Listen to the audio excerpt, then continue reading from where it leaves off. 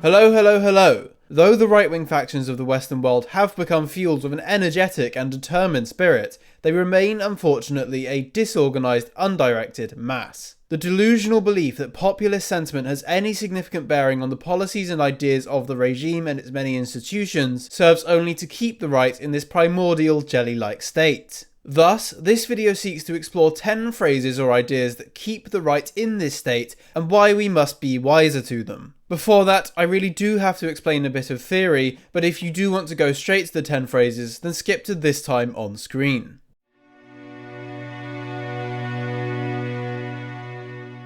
Contrary to the delusion within right-wing circles, popular opinion, public will, or any notion of mainstream sentiment do not, in fact, achieve much of any use. Instead, elite theorists claim that power is only ever top-down, executed by an organised minority of people who have true power and influence, not the disorganised masses. The post-war liberal Western regimes, though they appear to be totally inept in practically every vital part of governance, are highly effective in one single domain: keeping their own power.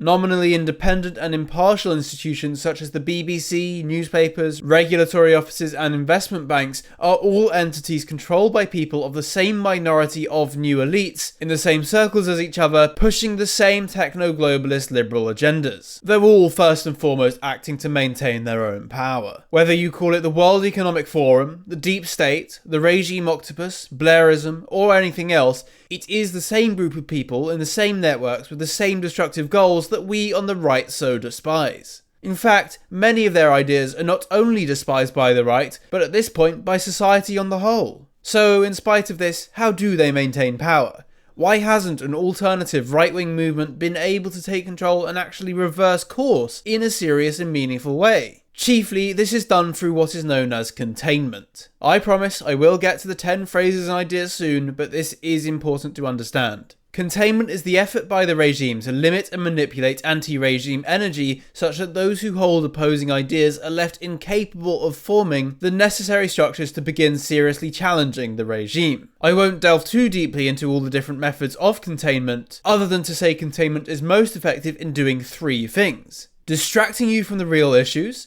deluding you into believing in populism, and keeping you within the mainstream framework. Firstly, distraction is obvious. If your goal is to win, and winning means forming networks of intelligent and competent people who have thought long and hard about how to rise to power and end the detested regime, that goal will not be achieved if you are instead focusing on drag queens, Sadiq Khan, or whatever the latest loony on libs of TikTok is saying. These are not issues that will help you win power. If they are what you're focusing on and spending hours every week talking about, you are wasting your time. Time that could otherwise be put to far more productive means. As for populism, like I said, power is top-down, not bottom-up. It's something wielded by a small minority of organised people with a real plan, not the disaffected masses going on right-wing protests or arguing with morons on Twitter. More generally though, any sense that we must convince more people and get more of the masses on side is an idea that, again, distracts one from forming organised networks of competent people, and instead this effort is diverted to growing the primordial right-wing jelly. Populism is not the answer. The answer is organisation among those with the skills and intelligence to actually gain and wield power.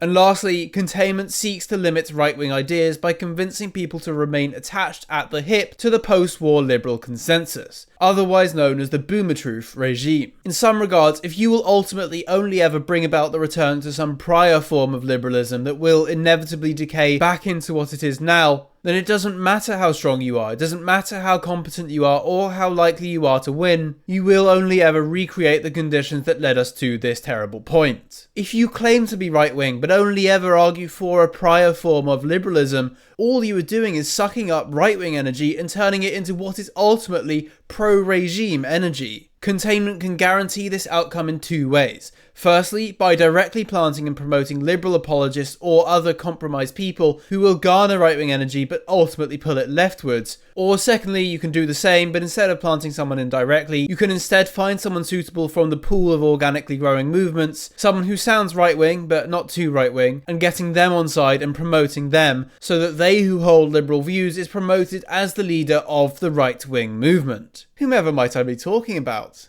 Anyway, this can all be plotted on this graph by YouTuber The Court Sense in his video A Map of the Online Right and the Future of the Right Wing. Don't worry about the different groups. Watch his video if you want to know what they are and why they are where they are. But basically, on the left-right axis you have the mainstream, which is liberalism, and radicalism, which is how strongly you push your right-wing views. And on the top-bottom axis you have populism and elitism. For the sake of extreme clarity, Containment wants you to be mainstream and populist, not right-wing and elitist. Right, with that out of the way, let's finally get on to the 10 phrases. I will also be scoring these on how effective they are as distraction, mainstreamism, and populism.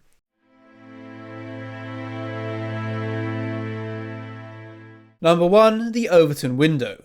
The Overton Window, a term coined as late as the 1990s, is the idea that there is a limit to the acceptable range of views in terms of how far ideas stray from the present day's centre. It is also believed that discourse and shifting public opinion can move the Overton window in certain directions. Thus, this idea promotes both a closeness to the mainstream as well as an appeal to populism. People spend an inordinate amount of time trying to quote-unquote shift the Overton window, when in reality the regime decides what speech it will tolerate, and you should instead just stay true to what you believe to be right rather than moderate your speech. Let people come to you, not you to them. This gets 4 stars for distraction, 4 for mainstreamism, and 5 for populism. Number 2, the marketplace of ideas. Though this doesn't enforce mainstream adherence per se, the notion of the marketplace of ideas does to a large extent encourage populism. The notion is that ideas should be constantly debated and bounced off one another until we gradually arrive at the truest conclusion. However, politics is not a game of good faith development like science, but is instead a game of raw power, and the idea that you should be constantly debating things serves only to distract you from actually doing what it takes to gain power and put your brilliant ideas into practice.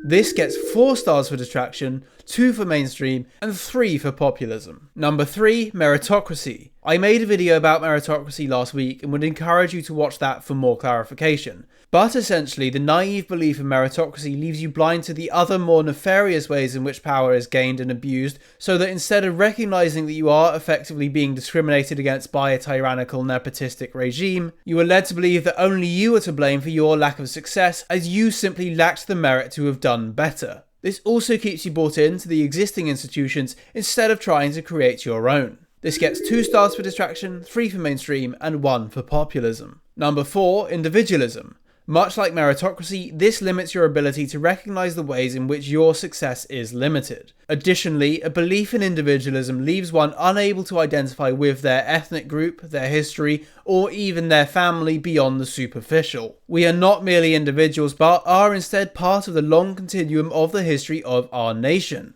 This gets 2 for distraction, 4 for mainstreamism, and 1 for populism. Number 5, British values. Much like the problem with individualism, though the term British values does have our nation in the name, it is generally used to deny a heritage component to the nation and instead reframes the nation as a set of ideas that can be adopted by anyone. Typically, the values that are then proposed as being British are simply the mainstream liberal values of the current regime. When people on the right fight the left by appealing to these values, they are instead fighting to uphold the regime. These values are so loose that if you stopped calling them British values and instead simply called them liberal values, nothing would change. This scores a 2 for distraction, a 5 for mainstreamism, and a 2 for populism. Number 6, democracy.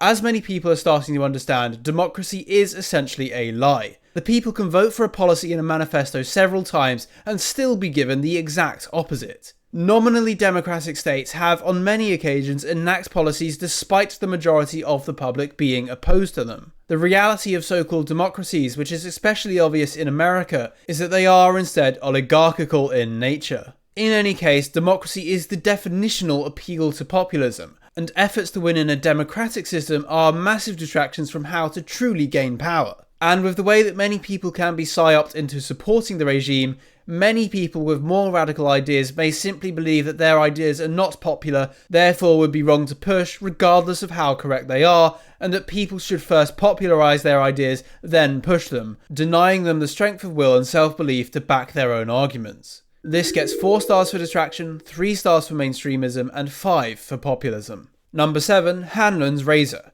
Hanlon's razor says, never attribute to malice that which is adequately explained by stupidity. This idea, often taken as ancient wisdom, though it actually came from a joke book in 1980, unwittingly makes people think that any bad policy is probably a result of incompetence rather than malice. The inversion of this, Unai's razor, never ascribe to incompetence that which can be sufficiently explained by malice, may actually be more accurate as it relates to government policy. In any case, Hanlon's razor often gets the ruling class off the hook, distracts you from understanding the true problem and why things are done, and also makes you think that if we had more competent leaders, these problems would go away, which is not actually the case. This gets a 5 for distraction, 0 for mainstreamism, and 2 for populism. Number 8. Appeal to neutral institutions.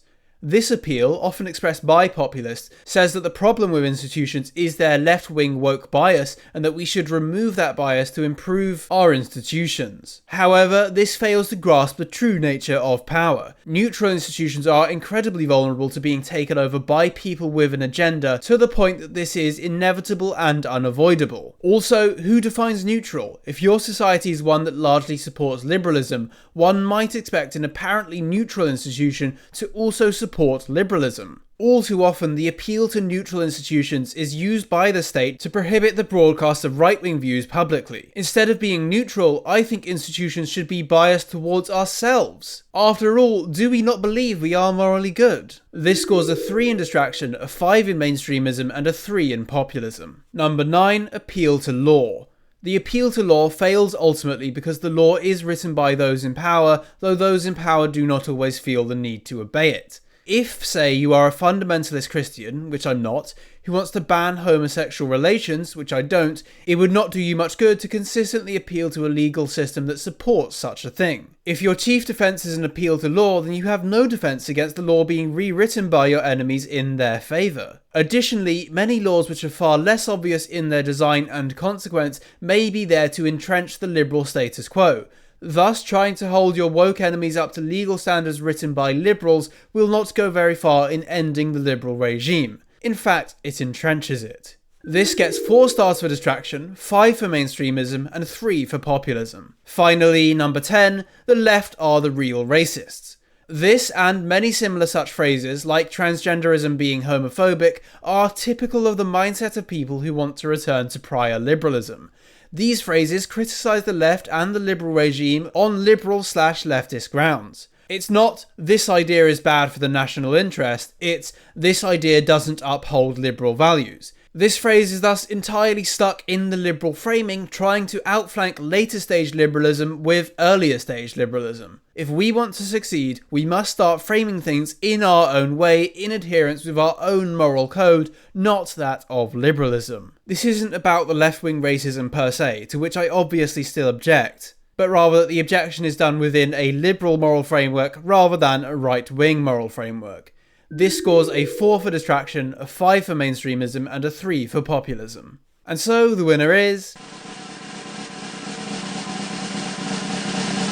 the Overton Window. Who here is surprised? An idea that keeps one so bought into mainstreamism and populism that they self-censor what they can even advocate for should obviously be the winner. The belief in the Overton Window is undeniably the strongest form of containment there is. But do you agree? Which containment idea do you think should be the winner?